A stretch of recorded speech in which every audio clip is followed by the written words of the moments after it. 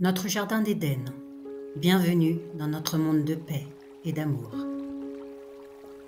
Bienvenue à tous et à toutes. Je suis Marie-Christine Desrousseaux et je suis une jeune éveillée depuis 4 ans. Il était l'heure pour moi de retirer les lunettes de la 3e dimension et pour m'aider, l'univers a placé sur ma route une âme merveilleuse, Annick Montagneau, qui m'a permis d'avancer très vite sur mon évolution. Aujourd'hui, je suis gardienne de la Terre et je vous souhaite à tous une très bonne écoute et un merveilleux chemin de lumière. Bonjour les enfants. Aujourd'hui, je vous propose une nouvelle histoire qui va tourner autour d'un petit garçon qui rêvait d'aller dans les étoiles. Mais je ne vous en dis pas plus. À tout à l'heure.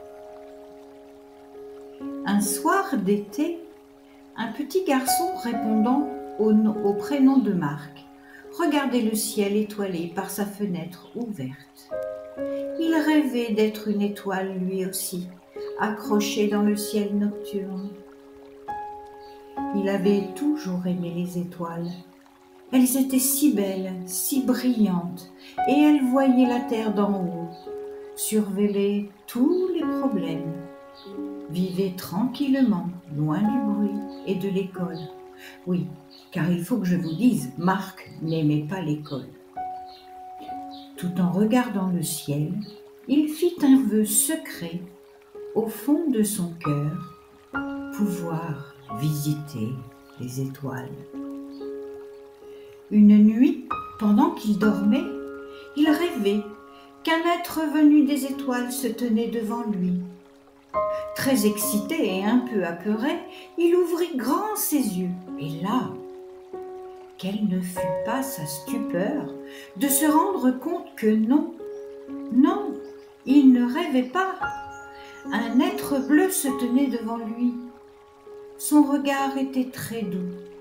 Sur sa bouche se dessinait un gentil sourire, plein de douceur et de bienveillance. Sa peau toute bleue semblait aussi fine et douce que la robe en satin de sa maman.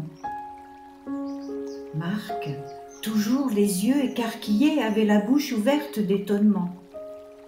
Tout à coup, dans sa tête, il entendit qu'on lui parlait.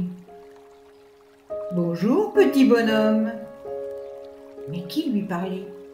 Ce n'était pas ce petit être bleu, car sa bouche ne bougeait pas et aucun son n'en sortait. « Si, c'est bien moi qui te parle. »« Mais comment faites-vous ? » ?»« Cela s'appelle de la télépathie. Pas besoin de cordes vocales ni de remuer les lèvres. Je te parle directement de ma tête à ta tête. Mais je devrais dire plutôt de mon cœur à ton cœur. C'est comme cela que nous faisons chez nous sur ma planète. » Oh ! Marc ne pouvait dire quoi que ce soit, tellement il était étonné. Mais nous savons lire aussi dans les pensées. Pas besoin d'oreilles non plus. Oh ! Marc allait de découverte en découverte et la peur avait laissé place à la curiosité. « Pourquoi êtes-vous là ? J'ai fait des bêtises ? » ?»« Non, bien sûr que non. Nous sommes venus car tu nous as appelés. »« Moi ? » ?»« Oui, toi.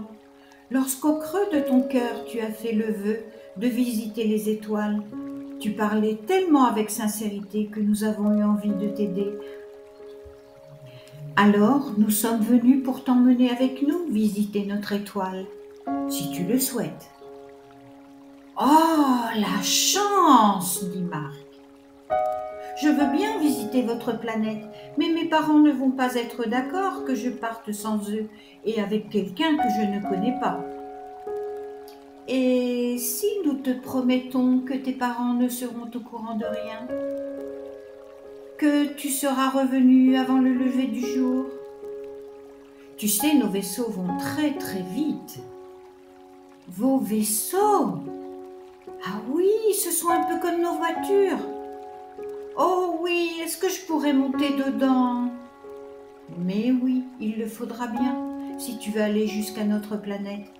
Et je te garantis que là-haut, tu verras la Terre toute petite. »« Alors oui, je suis d'accord. si mes parents n'en savent rien, sinon je me prendrais la plus belle des punitions que j'ai jamais eues. Alors, c'est parti, accroche-toi à moi. Marc sentit que son corps s'élevait, qu'il devenait léger, de plus en plus léger, et il décollait pour arriver dans une grande salle du vaisseau. Marc ne saurait dire combien de temps dura le voyage, car le temps semblait être très différent de celui de la Terre. Est-ce que pendant le voyage... Mais au fait, tu connais mon nom, mais moi je ne connais pas le tien. Mon nom est Baraya, et je suis de la planète Sirius, et je te montrerai où elle se trouve dans le ciel lorsque nous serons revenus dans ta chambre. Oh! Marc, une fois de plus, avait la bouche ouverte de surprise. L'atterrissage fut tellement doux que le petit garçon eut du mal à se rendre compte qu'ils étaient déjà arrivés. À l'ouverture de la porte du vaisseau, plusieurs petits êtres bleus étaient là pour les accueillir. Tellement de bonté et d'amour sortaient de leur cœur qu'à aucun moment Marc ne fut effrayé.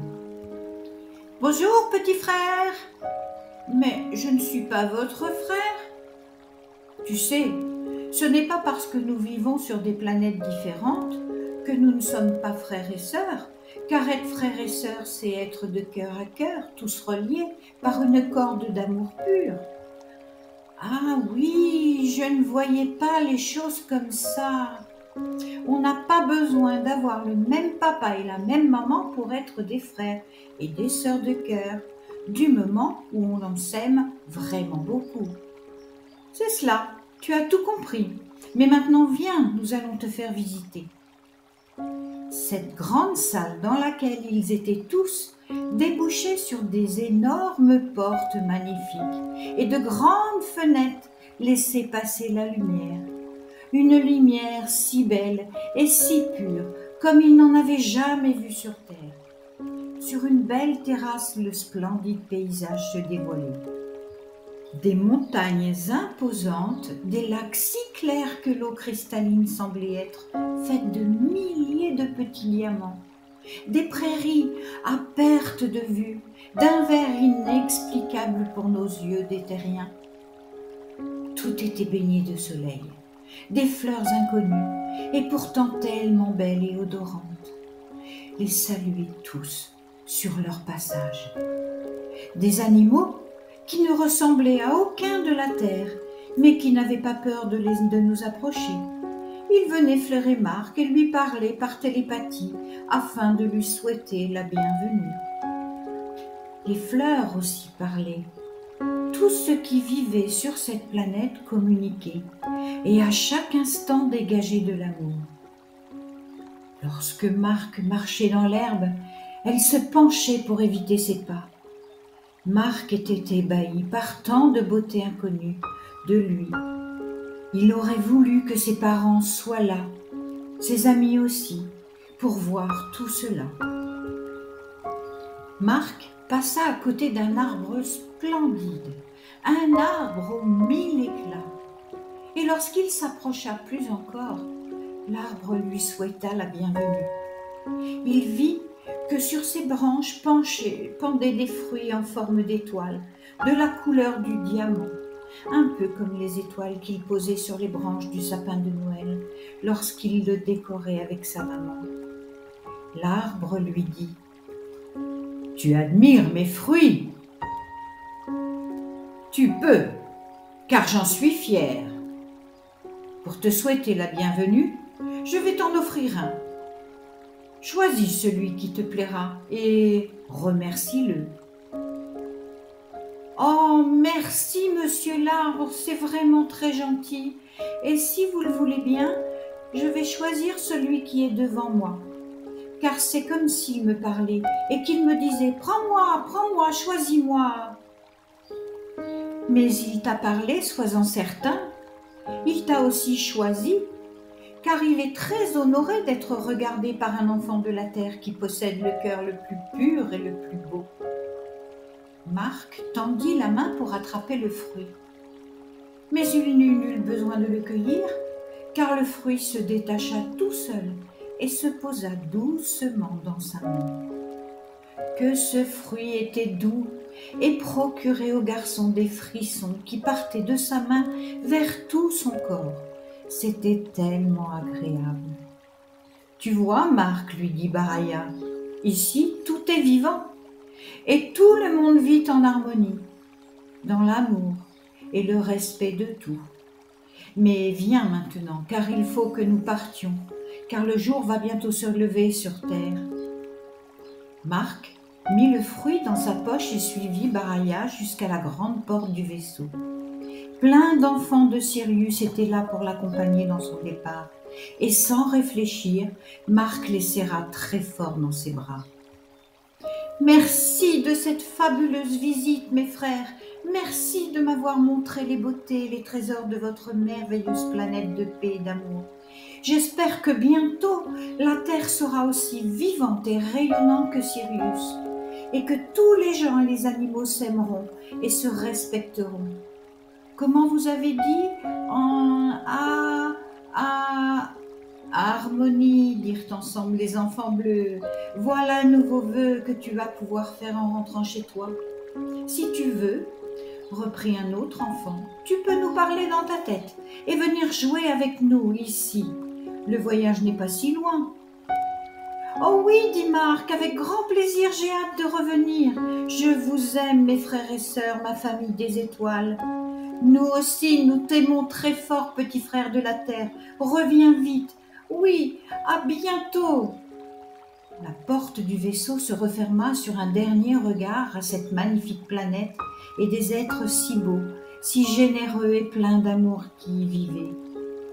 À peine avait-il formulé ses pensées que le vaisseau se postait déjà au-dessus de la maison de Marc.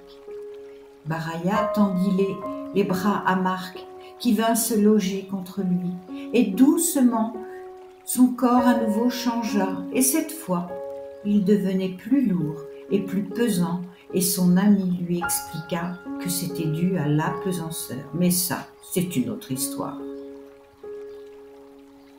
Après un dernier baiser sur sa joue, Marc, revenu dans sa chambre, sentait le sommeil tomber sur ses épaules, et tout devint noir. Au matin, maman entra dans la chambre de Marc et comme chaque matin, il ouvrit les rideaux. « Allez, paresseux, le soleil brille, une nouvelle journée commence, lève-toi, c'est bientôt l'heure de l'école, je t'attends pour ton petit déjeuner, viens vite, ne perds pas de temps. » Marc se frotta les yeux, encore engourdi de sommeil, mais soudain, il se rappela de tout ce qu'il avait rêvé, car il avait rêvé, n'est-ce pas?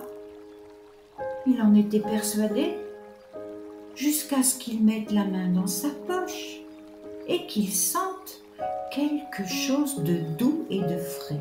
Oh, le fruit! Il entendit alors « Bonjour, petit frère !» dit le fruit. « Alors, c'est ça la terre !» Alors Marc avait-il rêvé, d'après vous, les enfants? Voilà, notre histoire est terminée. J'espère qu'elle vous a passionné. Et j'espère également vous retrouver très bientôt. À bientôt, les enfants!